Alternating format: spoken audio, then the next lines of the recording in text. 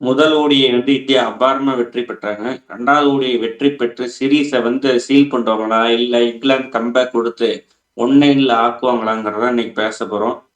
Bro என்ன இன்னைக்கு வந்து இந்தியா வந்து இல்லப்பா ஒன் டேலாம் நாங்க கிங்கு. 2020ல வேணா நாங்க தமாஷா இருப்போம். ஒன் டேலாம் நாங்க அடிச்சு நவுத்திருவோம். கில் இருக்கிறார் அப்படின்னு நெனச்சுட்டு இந்த மேட்ச் அடிச்சுருவோம்னு நெனைக்கிறீங்களா? இல்ல தூங்கிட்டு இருந்தோம்.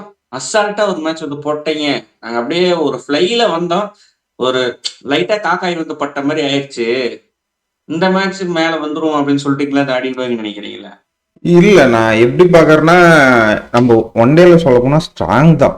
நமங்களோட ம். இது இப்ப இருக்க டீமை பொறுத்த வரைக்கும் ஒன் டேல நம்ம எப்பயும் ஸ்ட்ராங். T20ல தான் ரொம்ப கொலை பண்ணி வச்சிருக்காங்க. அங்க எங்கன்னு பிளேயர்ஸை மாத்தி போடுறது. நம்ம சொன்ன நம்மளே சொல்லியிருக்கோம். ஃபர்ஸ்ட் பேட்டிங் நம்ம பேட்டிங்ல நம்பர் 5 வரை ஸ்ட்ராங்கு. போன மேட்ச் ம். எக்ஸப்ட் வாஷிங்டன் சுந்தர் ஆல்ரெடி இங்கிலாந்துல சூப்பரா பெர்ஃபார்ம் பண்ணாரு. அக்சர் பட்டேல்கிட்ட ம். இருந்து பிரில்லியன்டான பெர்ஃபார்மன்ஸ் வந்துருச்சு. நமக்கு எப்பயுமே பாத்தீங்கன்னா இந்த என்ன பண்ணுவோம்னா மெயின் மெயின் பேட்ஸ்மேனோட விக்கெட்ல எடுத்துருவோம். ஆனா இந்த பவுலர்ஸோட விக்கெட் எடுக்கிறதுக்கு பும்மரா நினைச்சாலுமே வச்சாலுமே விக்கெட் எடுக்க முடியாது. ஏன்னா நின்று ஆடிடுவாங்க. ம். அந்த இடத்துல வந்து அக்ஷர் பட்டேல் விக்கெட் எடுத்து கொடுத்துட்டாரு நேத்து. அடிக்க போய் எல்லாம் விக்கெட் வந்துச்சு. ஒரு 40 ரன் நம்ம அந்த இடத்துல கம்மி பண்ணோம். ஏன்னா எக்ஸ்ட்ராவே இன்னொரு 3 ஓவர் இருந்ததுங்க பட்சத்துல ரூட் உள்ள இருந்தாரு. அப்பதான் அடிக்க ஆரம்பிச்சாரு. ம். அந்த இதெல்லாம் வச்சு பார்க்கையில நம்ம எக்ஸ்ட்ரான ஆல்ரவுண்ட் பர்ஃபார்மன்ஸ் காமிச்சிட்டாங்க போன மேட்ச். அதை வந்துட்டு ஏன்னா ஃபர்ஸ்ட் ஆஃப் மேட்ச்ல வந்து இங்கிலாந்து வந்து விக்கெட் வேகமா விட்டுட்டாங்க. அது இந்த மேட்ச் கவனிச்சிருப்பாங்க. மேபி இந்த மேட்ச் பயங்கரமா டஃப் மேட்சா இருக்கும். அவங்க சும்மா விட்டுட்டு போக மாட்டாங்க. ஏன்னா இன்னைக்கு இன்னைக்கு வந்து டே நைட் மேட்ச் வேற. ம் டாஸ் வின் பண்றதுக்கு ஒரு அளவுக்கு அட்வான்டேஜ் வேற இருக்கும். ஆமா நான் இன்னொன்னு சொல்றேன் bro. ம் போன டைம் வந்து இந்த இங்கிலாந்து வந்து கொஞ்சம் கேபிட்டலைஸ் பண்ணல. ஏன்னா ம் அக்சர் பட்டேல், வாசி, சிவம் டூபே ம் இவங்கெல்லாம் சேர்த்து 20 ஓவர் போடணும். ம் ம் அந்த அவங்க வந்து குன்னூர் பிரார அட்டாக் பண்றேன்னு சொல்லிட்டு குன்னூர் பிரார் ஓவர்ல 2 விக்கெட் கொடுத்து அடுத்த வந்து இவரு ஓவர்ல பும்ரா ஓவர் வந்து புரூக் அவுட் ஆயிட்டு அப்படியே ஒரு 5-6 விக்கெட் அந்த இதுலயே விட்டாங்க. கொஞ்சம் நின்னுனாங்கன்னா இந்த ஒரு 20 ஓவர் வந்து கைப்பற்றினாங்கன்னா ஒரு 20 ஓவருக்கு ஒரு 120 ரன் 6 ரன் 2 ரன் அடிச்சிருந்தா கூட 300 ரன் பக்கமா போயிடுவாங்க. ம் அது இந்த மேட்ச் கேபிட்டலைஸ் பண்ணாங்கன்னா ரொம்ப ம் இன்ட்ரெஸ்டிங்கா இருக்க போகுது.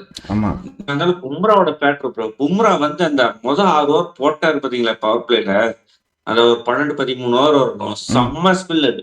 வேற லெவல். பும்ரா இருக்கிறதுக்கு இல்லாத ஏகப்பட்ட டிஃபரன்ஸ் தெரிஞ்சிச்சு இவ்வளவு நாள் ஸோ எனக்கு. ரெஸ்ட் கொடுத்துருவாங்களா? எப்பயுமே ஒரு மேட்ச் ஆடுவாரோ, ஒரு மேட்ச் ரெஸ்ட் கொடுப்பாங்க. இல்ல நான் நான் உங்ககிட்ட அடிக்கடி சொல்லுவேன்ல, பும்ராவும் ஹர்திக் பாண்டியாவும் ஒரு பிளான்.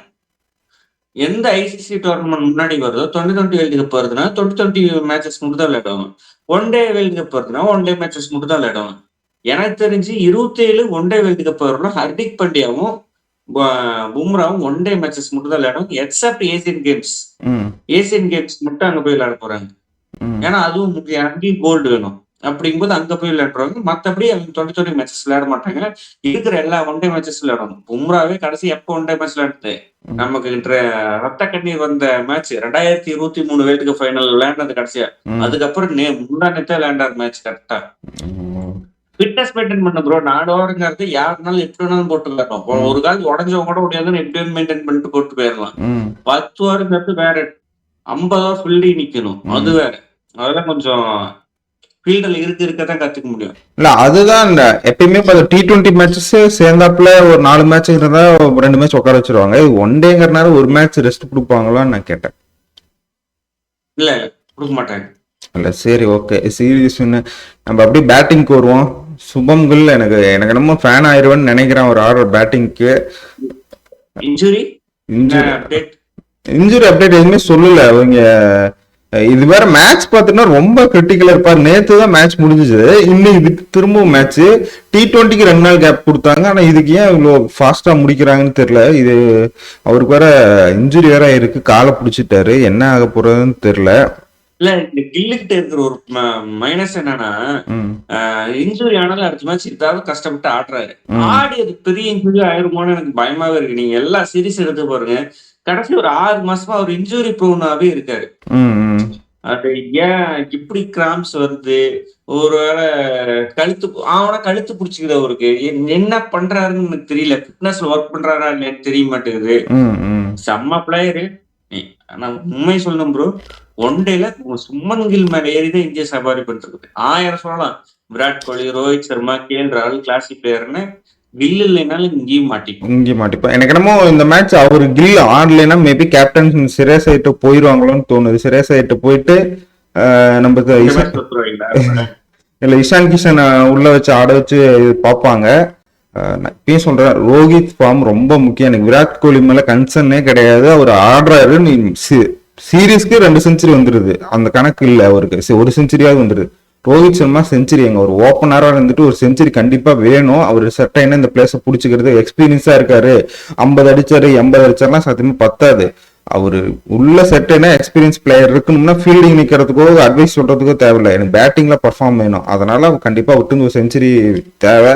அது இந்த மேட்ச்ல வந்தா நல்லா இருக்கும். ஏன்னா இந்த சீரீஸும் அவருக்கு ஒரு செஞ்சுரி இல்லாத சீரீஸா போச்சுன்னா அது கண்டிப்பா கம்பீர் பண்ணிட்டு இருக்க சாம்சன் கட்டிங்ல இவரும் மாட்டாடுறதுக்கு வாய்ப்பு இருக்கு. அவர் எப்படான்னு காத்துட்டு இருக்காரு கத்தியோட. இல்ல 19 வந்து ரிவ்யூ மீட்டிங் இருக்கு. அந்த ரிவ்யூ மீட்டிங் முன்னாடி கம்பீர் அந்த சாப்சன் கட்டிங் பண்ணுவாரா? அது இப்ப பண்ண முடியும். நான் தான் சொல்றேன், இந்த சீரீஸுமே பண்ண மாட்டாங்க. ரோஹித் சர்மா நான் இப்பயும் சொல்றேன், இந்த சீரீஸ் பண்ண மாட்டாங்க, அடுத்த சீரீஸும் பண்ண மாட்டாங்க. கடைசியா வேர்ல்டு பக்கத்துல போகல. இவர் இதே மாதிரி பர்ஃபார்ம் தான் கண்டிப்பா தூக்கிடுவாங்க. ஏன் இவரை பண்ணலையா, கில்ல பண்ணலையா? எவ்வளவு கிளாஸ் இப்ப T20க்கு நம்ம போடுற பிளானுக்கு இவர் ஆக மாட்டான்னு தூக்கல, வைஸ் கேப்டனா இருந்தோம். நான் அதை தான் சொல்றேன். அது வந்து கம்பீர், நீ இப்ப நீ சொன்ன T20க்கு தூக்கலாம் கம்பீர, ஒன் டேக்கு தூக்க மாட்டாங்க. சாம்பியன்ஸ் டிராஃபி ஜெயிச்சுட்டு வந்திருக்காரு. அதனால எனக்கு தெரிஞ்சு அவர் சக்சஸ் ரேட் இப்ப இதுல வின்னிங் சக்சஸ் ரேட் இருக்கு, T20க்கு தான் இல்ல. அப்படிங்கிற பட்சத்துல அவர் தூக்க மாட்டாங்க. சரி, Virat Kohli back to form ஆவாரா? நான் போன மேட்ச் சொன்னேன், காலை கவர் டிரைவ் ஆடுற பால எது லெக் ரைட் ஆடி LBW ஆனார்னு. எனக்கு நம்ம விசித்திரமா இருந்துச்சு. விராட் கோலி இப்படில ஷாட் ஆடவே மாட்டாரு. இந்த ஷாட்டுக்கு LBW ஆடுற கோலியே கிடையாது. இல்ல கொஞ்சம் அவர் ரெஸ்ட்லெஸ்ஸா இருக்காரு. அது பார்த்தா தெரியும் உனக்கு. ரொம்ப நாள் கிரிக்கெட் ஆடல. உங்ககிட்ட முன்னாடியே சொல்றது, ஆப்கானிஸ்தான் சீரீஸ் அவாய்ட் பண்ணிட கூடாது. இன்ஜுரியே கிடையாது, இன்ஜுரின்னு சொல்லிட்டு அவாய்ட் பண்ணிட்டாரு. ஆனா வந்து அந்த சீரீஸ் அவாய்ட் பண்ணிட கூடாது. அது மாதிரி இருந்தா ஒருவேளை பேட்ல இன்னும் போடல. இல்ல ப்ரோ, இவ்வளவு நாள் கிரிட்டிசைஸ் பண்ணது அதுதான். ஆப்கானிஸ்தான் சீரீஸ் அப்புறம் ஆடி இருந்திருக்கும். இந்த சீரீஸ் வந்து ஃபெயிலியர் ரேட் ஆச்சுல. கம்பீர் ஒரு வேளை கோச்சே கண்டினியூ பண்ணிட்டா 27 வரலும் உங்களுக்கு தான் பாதிப்பு ஏற்படும். இங்க வேற யாருக்குமே பாதிப்பு கிடையாது.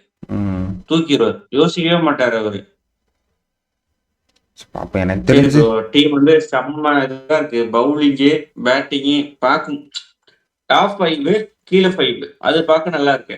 நடுவுல அந்த சிவம் துபே போனாட்டம் நல்லா பண்ண வாசி, போனாட்டம் man of the match Axar Patel, இவங்க 3 பேரும் ஷேட்டாப்ல ஒரு 20 ஓவர் போடணும். இந்த 20 ஓவரை இங்கிலாந்து பேட்ஸ்மேன்ஸ் ஏதாவது ஒரு கேபிட்டலைஸ் பண்ண முடியுமா இந்த ஆட்டம்?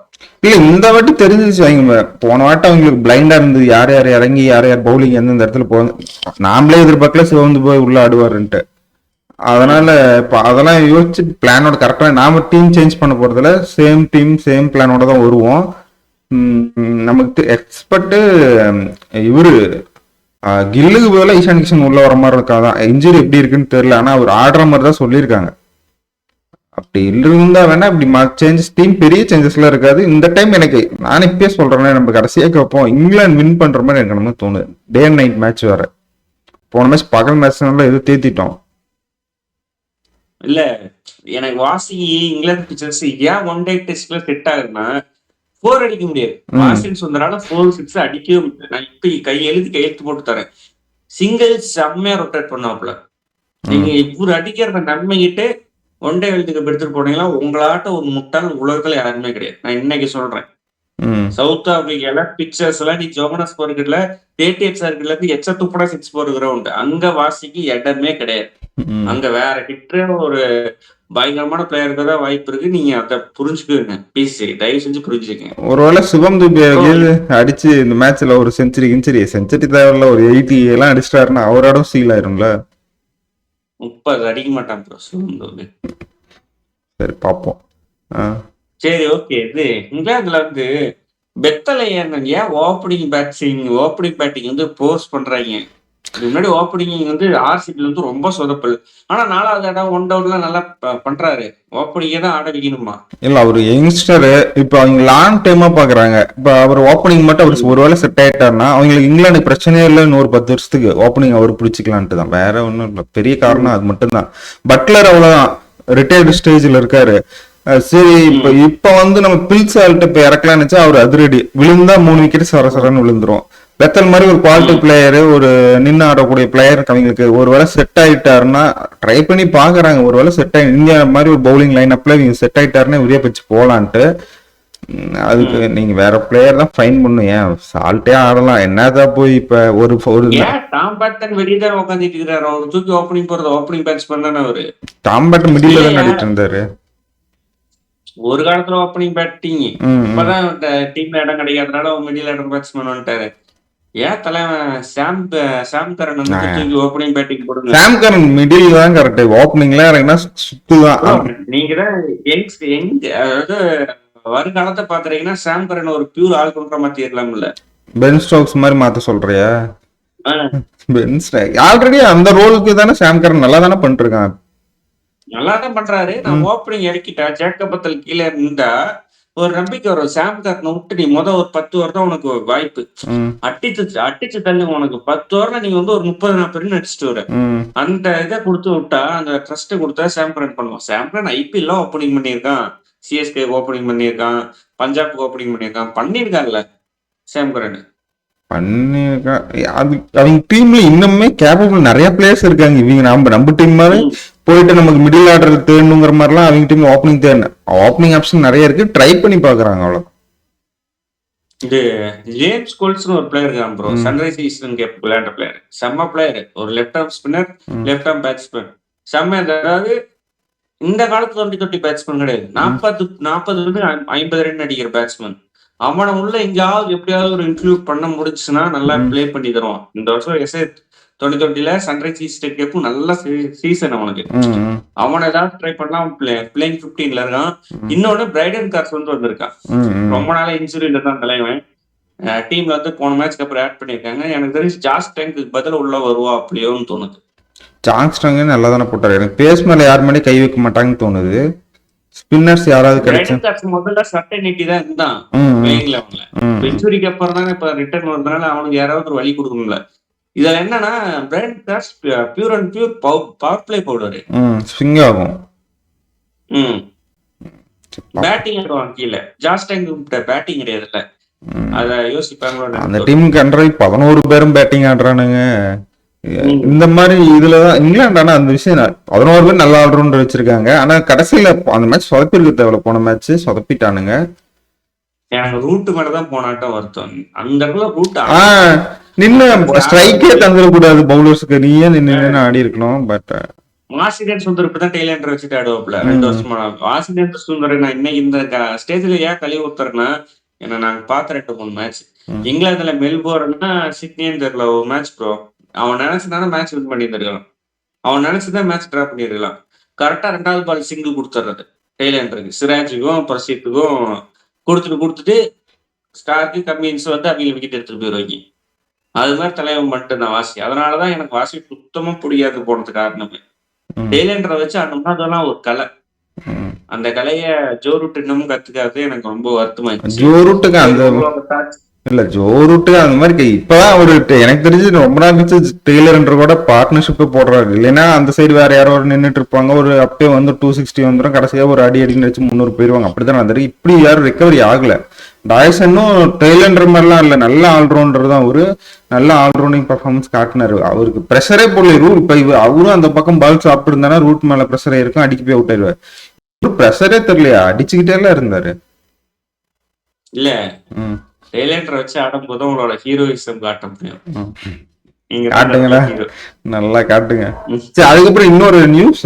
பங்களாதேஷ் கூட நம்ம ஒரு டூர் போறோம்.